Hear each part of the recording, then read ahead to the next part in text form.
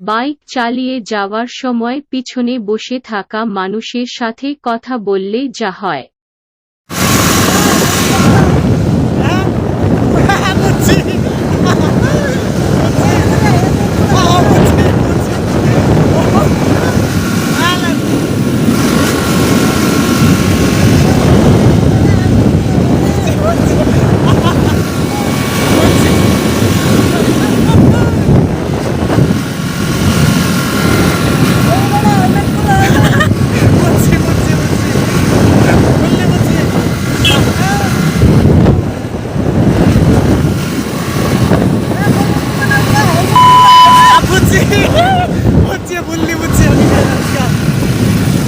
अरे हेलो अरे लजा